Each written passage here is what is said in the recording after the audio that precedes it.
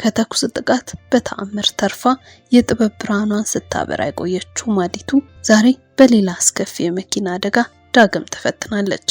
የኢትዮጵያ የጥበብ አምባሳደር የሆነችው ማዲቱ ወዳይ እሽክም ወደ መድረክ እንድትመለስ ዛሬ የሁሉንም ሰው ርብርብ ፈልጋለች።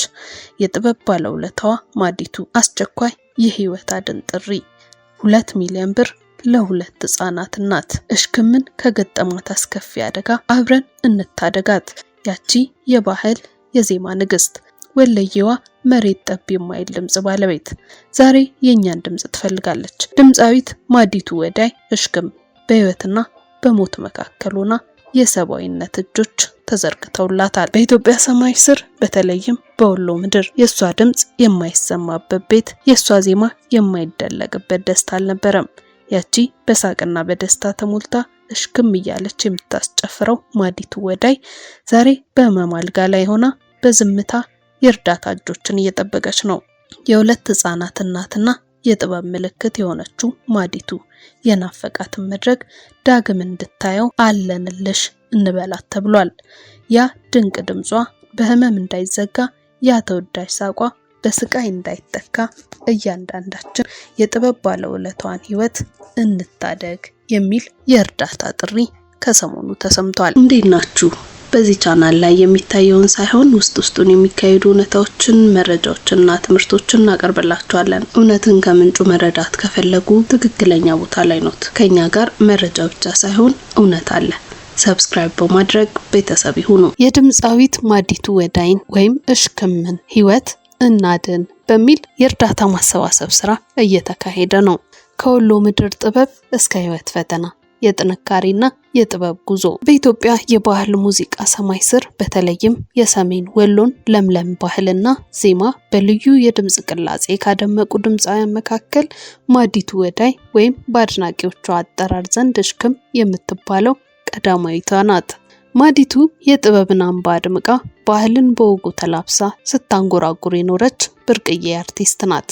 ሆኖም ግን በአሁኑ ወቅት ይህች የጥበብ ባለውለታ በደረሰባት ድንገተኛና አስከፊ የመኪና አደጋ ምክንያት በጽኑ ታማ በሕክምና ላይ ትገኛለች። ይህን ምክንያት በማድረግ ዛሬ ከልጅነት የጥበብ ህልሟ እስከ ዛሬዋ የፈተና ቀን ድረስ ያለውን የህይወት ታሪኳን፣ አሁን የቀረበውን የሰባዊነት ጥሪም እንዳስሳለን። ማዲቱ ወዳይ የተወለደችው በ1986 ዓ.ም በወሎ መቄት ወረዳ ነው። ጥበብን የተጋተችው ገና በልጅነቷ ከቤተሰቧ አካባቢ ነበር። አባቷ የሚያቀርቡላትን የቀረርቶ ዜማዎችና በሰርግ ቤት የሚሰማ የባህል ከበሮ ድምጽ ለሙዚቃ ያላትን ፍቅር አቀጣጥሎታል። የጥበብ ጉዟን በይፋ የጀመረችው በትውልድ አካባቢዋ የሚገኙ የባህል ቡድኖች ውስጥ በመሳተፍ ነበር። ገና በለጋነቷ የታየው የድምጽ ብቃቷና በባህላዊ ውዝዋዜ ያላት ልዩ ተሰጥኦ ወደ ወልዲያ ባህል ቡድን እንድታመራ አደረጋት። እዚያም በነበራት ቆይታ የራሷን የሙዚቃ ቀለም በመፍጠርና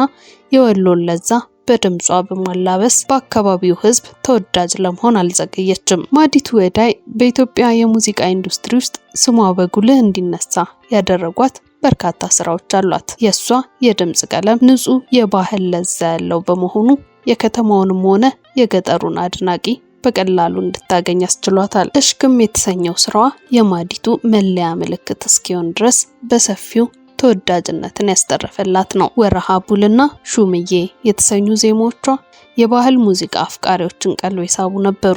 ላልዬ የተሰኘው የቅርብ ጊዜ ስራዋ ደግሞ በዲጂታል ሚዲያዎች በሚሊዮን የሚቆጠሩ እይታዎችን በማግኘት የማዲቱን ዝና ወደ ላቀ ደረጃ አድርሶታል። በእነዚህ ስራዎቿ ምክንያት በክልል አቀፍ ደረጃ የዓመቱ ምርጥ ድምጻዊ ተብላ የተሸለመች ሲሆን የኢትዮጵያን ባህል በማስተዋወቅ ረገድ እንደ አምባሳደር ትቆጠራለች። የማዲቱ የህይወት መንገድ አልጋ ባልጋ ሆኖ የተደላደለ አልነበረም።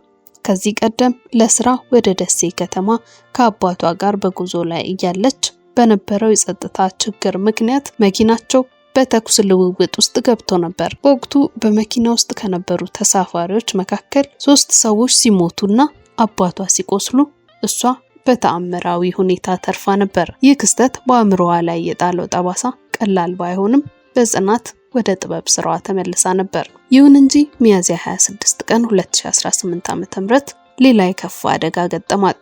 በኮምቦልቻ ታላቅ የጥበብ ስራዋን ጨርሳ ወደ ወልዲያ በመመለስ ላይ ሳለች ስሪንቃ ወይም ሞላ ጊዮርጊስ ቤተክርስቲያን አቅራቢያ መኪናቸው በተሰበረ ድልድይ ውስጥ በመግባቱ ከፍተኛ አደጋ ደረሰባት።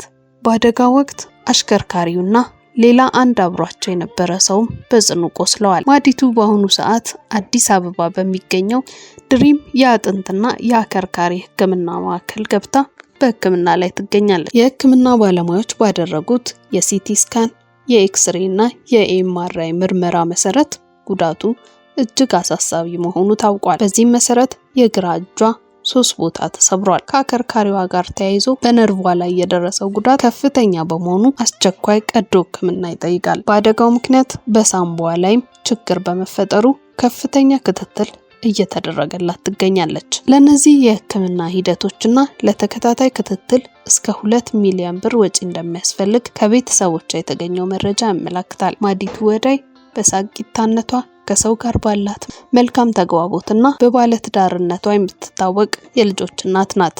ዛሬ ይህች የጥበብ እናት በከፍተኛ ስቃይ ውስጥ ሆና የሁላችንንም እገዛ ትሻለች። በመሆኑም በሀገር ውስጥና በውጭ ሀገር የምትገኙ ኢትዮጵያውያንና ኤርትራውያን በገንዘባችሁ በጸሎታችሁ ከጎኗ እንድትቆሙ ተጠይቃችኋል። የጥበብ ባለሙያዎች፣ ቲክቶከሮች ይህንን የእርዳታ ጥሪ በማስተጋባት የበኩላችሁን ድርሻ እንድትወጡ፣ ባለሀብቶችና በጎ አድራጊ ድርጅቶች ለሕክምና የሚፈለገውን ገንዘብ ለማሟላት ድጋፍ እንድታደርጉ ጥሪ ቀርቦላችኋል። ገቢው የሚሰባሰበው አሁን ላይ ከጎኗ ሆኖ እያስታመማት በሚገኘው ባለቤቷ ስም በተከፈተ የባንክ አካውንት መሆኑ ተገልጿል።